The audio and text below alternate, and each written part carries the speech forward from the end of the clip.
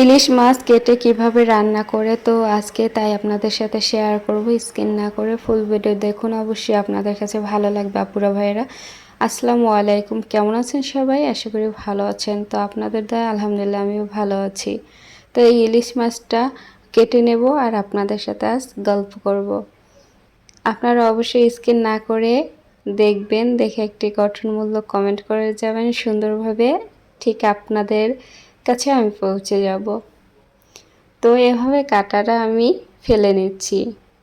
আগের মতো ইলিশ মাছে কিন্তু ঘ্রাণ নেই। আর ইলিশ মাছ খেতে কিন্তু খুবই ভালো লাগতো, কিন্তু এখনকার ইলিশ মাছ, এটা ইলিশ মাছ না হচ্ছে অন্য কিছু এটাই বোঝা যায় না। তো এভাবে ইলিশ মাছটা কেটে নিচ্ছি। নতুন হয়ে থাকলে অবশ্যই আমার পেজটি ফলো করে যাবেন। ইউটিউব হয়ে থাকলে চ্যানেলটি সাবস্ক্রাইব করে পাশে থাকবেন নিত্য নতুন ভিডিও দেখার জন্য।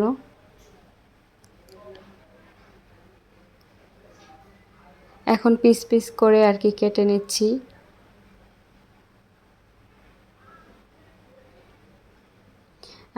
ডিম হয় নাই মাছটা, আর ডিম হলে কিন্তু ওটা স্বাদ লাগে না, এজন্য ডিম ছাড়াই আর কি মাছটা এনেছে।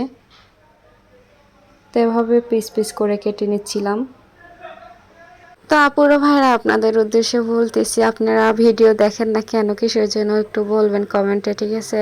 আর কে কে ভিডিও দেখেন না না দেখেন তা কিন্তু আমি ঠিকই বুঝতে পারি যে কে দেখেন বা না দেখেন। তো আপনাদের উদ্দেশ্যে বলতেছি, প্লিজ স্কিপ না করে যদি ফুল ভিডিও দেখে একটা কমেন্ট করেন, আপনাদের কিন্তু ভালো হবে। পেজে রিচ এঙ্গেজমেন্ট এতে বাড়ে যদি আপনি ফুল ভিডিও দেখে একটা কমেন্ট করেন। আপনারা যদি চান যে আপনাদের রিচ বাড়ানোর জন্য, তো আপনারা অবশ্যই স্কিপ না করে মানুষের যে কোনো ভিডিও যদি সামনে আসে, তো আপনারা এভাবে স্কিপ না করে ফুল ভিডিও দেখবেন, একটা গঠনমূলক কমেন্ট করবেন সুন্দর করে, কপি না করে সুন্দর করে একটা গঠনমূলক কমেন্ট করে যাবেন। আপনাদের এভাবে রিচ এমনিতেই বেড়ে যাবে। তো মাছটা কেটে নিলাম, এই যে, আর গল্প করলাম। ইলিশ মাছটা সব আমি রান্না করব না, আর বাহিরে প্রচুর শব্দ হচ্ছিল। এই যে 2 পিস আর কি নিয়েছি, এই 2 পিস আমি রান্না করব ইলিশ মাছ। আর অনেক কিছু রান্না করেছি বন্ধুরা, তাও আমি আর কি সব শেয়ার করি না, অল্প কিছু আর কি শেয়ার করেছি। এখন মাছটা আর কি ভেজে ভুনা করব। এই যে দিয়েছি, এটা হচ্ছে ইঞ্জেকশন চুলা রান্না করতেছি। এভাবে ভেজে মাছটা ভুনা করে নেব। এই মাছটা ইলিশ মাছ হচ্ছে বেশি কিন্তু ভাজা লাগে না, অল্প ভাজলেই হয়। আর ইলিশ মাছ কিন্তু বেশি ধোয়াও লাগে না, অল্প ধোয়াতেই হয়ে যায়। এখন পেঁয়াজ আর মরিচ এটা ব্রাউন কালার করে নিচ্ছি। আর এটা ব্রাউন কালার করে কিভাবে কি রান্না করলাম তাই শেয়ার করছি বন্ধুরা। এটা হালকা একটু ব্রাউন কালার করে এখানে আবার মশলা দিয়ে দিলাম। এটা হচ্ছে পেঁয়াজ রসুনের পেস্ট, ওইটা দিয়ে সুন্দরভাবে এই যে ঘন করে নিচ্ছিলাম। তো ইলিশ মাছের রেসিপিটা আপনাদের কাছে কেমন লেগেছে অবশ্যই কমেন্টে বলবেন যে কেমন লেগেছে। আর এটা হচ্ছে পাঙ্গাস মাছ, এটা অনেক কড়া ভাজি করে আর কি ভুনা করেছি।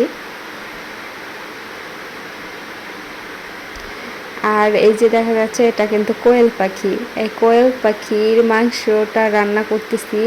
খুবই কিন্তু এত যে ইয়ামি ইয়ামি হয়েছে কি বলবো, অনেক মজা হয়েছিল এই মাংসটা। কিন্তু কোয়েল পাখি আমি কখনো খাইছিলাম না, ঘৃণা লাগতো কেমন যেন, ছোট ছোট পাখি, এই জন্য দেখতে কেমন যেন লাগতো। তো নিজের হাতে আমি রান্না করে খেলাম, খুবই ভালো লাগছে। আর কি বলবো, কবুতর একদম মনে হয় যে আমি কবুতরের বাচ্চা এভাবে ভুনা করেছি, তো ওভাবেই মনে হয়। তো আজকে সব মিলিয়ে কেমন হয়েছে অবশ্যই কমেন্টে জানাবেন। আর নতুন হয়ে থাকলে আমার পেজের অবশ্যই পাশে থাকবেন ফলো করে, আর সবাই একটু আমার ভিডিওটা শেয়ার করে দেবেন। আপনাদের শেয়ারের জন্য কিন্তু আমার অনেক কিছু ভাইরা আপুরা, তো ভিডিওটা ভালো লাগলে শেয়ার করে দেবেন অবশ্যই। সব কিছুই রান্না হয়ে গেল, আজকের মতো বিদায় নিচ্ছি। আল্লাহ হাফেজ, সবাই ভালো থাকবেন, সুস্থ